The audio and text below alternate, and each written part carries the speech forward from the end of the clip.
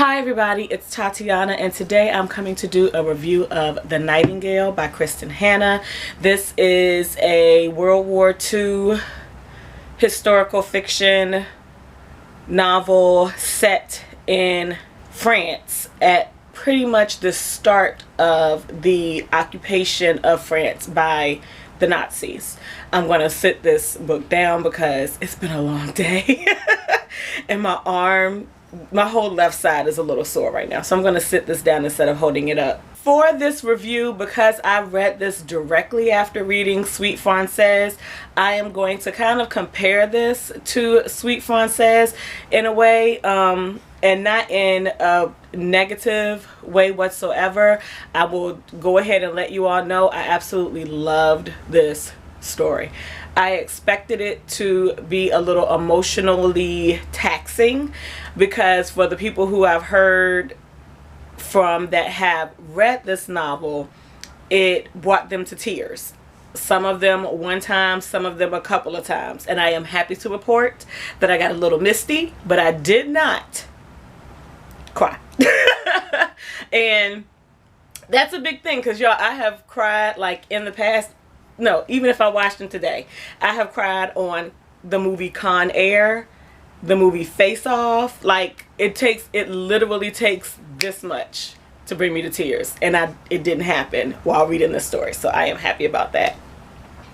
But the reason why I'm really comparing this to Suite Française is because this is only the second book that I have ever read that is set in France during World War II. And these two books are covering the same amount of time, but they are both written in two different ways that I think makes, once you read the two of them like back to back, I think it makes them even more unique and, to me, even more precious pieces of work.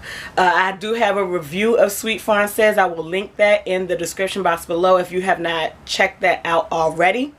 But for The Nightingale, this story was very passionate.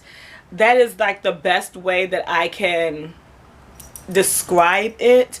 And not passionate by way of it being a love story or it having sex scenes in it, but passionate because it focuses much more on a specific group of people, excuse me, in a family, two sisters, and their experiences and what they had to deal with during the occupation of France by the Nazis, and what they experienced in their relationships with each other when it comes to being affected by and dealing with the hardships that come with the war happening, in their relationships with their significant others, in their relationships with their friends, their relationships with their children, and how all of these things change the relationships as well as themselves while they are in this period of time.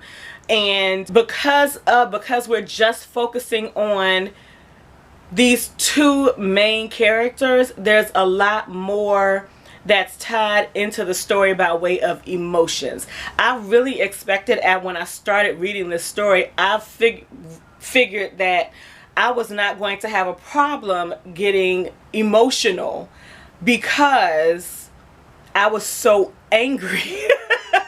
There's one character who is just filled with rage over her situation and then what she sees going on in France and how people are handling the racism and ugliness that's come along into France with the Nazi occupation and the hardships of World War II. There's so much anger that she has, and I felt that anger.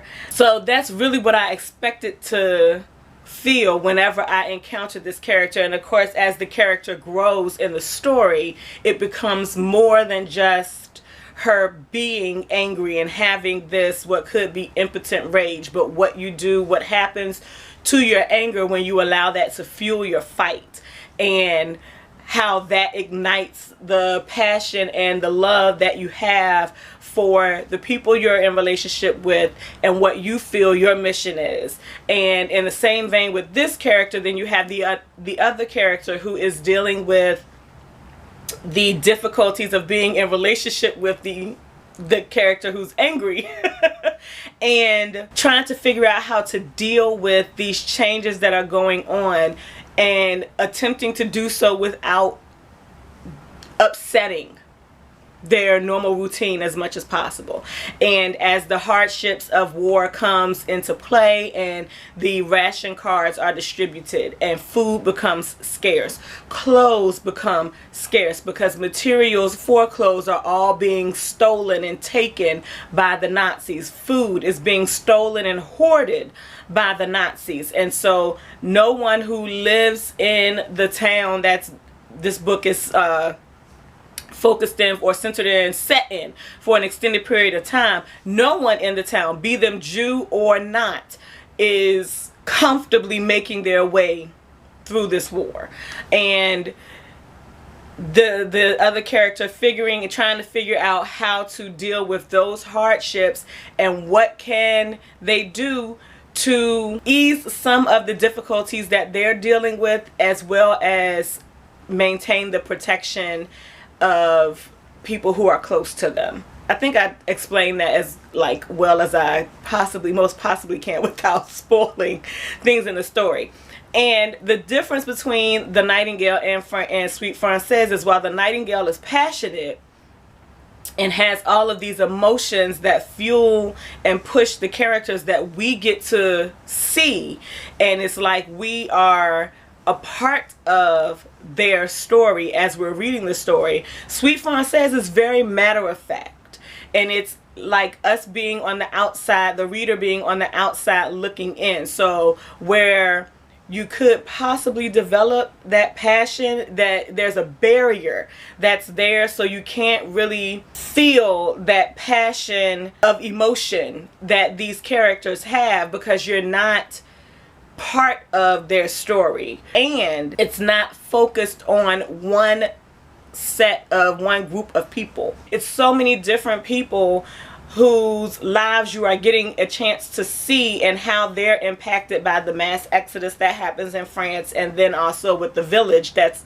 being occupied in part 2. But it's really more like you're being told their story, and there's a barrier between you being able to develop that kind of emotion, so that even when emotion happens, it doesn't feel like you're part of it. And that's not to take away from Sweet Frances, because Sweet Frances was written at a different time from a different perspective. It was written by a French Jew who was in hiding during World War II after fleeing France because of Nazis occupation, the Nazis occupation of France. So it's two stories written in two completely different times, both set in World War II, both set in France and in Paris and French villages, but because of the experiences, particularly the experience of Irene Nemirovsky, it makes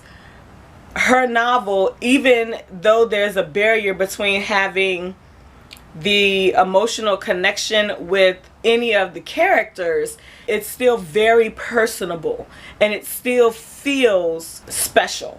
And the Nightingale feels special, and the Nightingale may actually feel more special because I read it directly after reading Sweet Frances. I think there's a beauty to having read the two back to back, because there is some feeling of authenticity in the actual story of Sweet Frances than there is present in the Nightingale. The Nightingale just hit a little more sweeter after having read Sweet Frances. So that's all that I'm going to have for this video. This is my second time recording this video because I tried recording it yesterday and I was all over the place. So we're gonna allow this to be the real deal, and I'm gonna go. Thank you all for watching, and I hope you have a good weekend whenever you see this video. Peace out.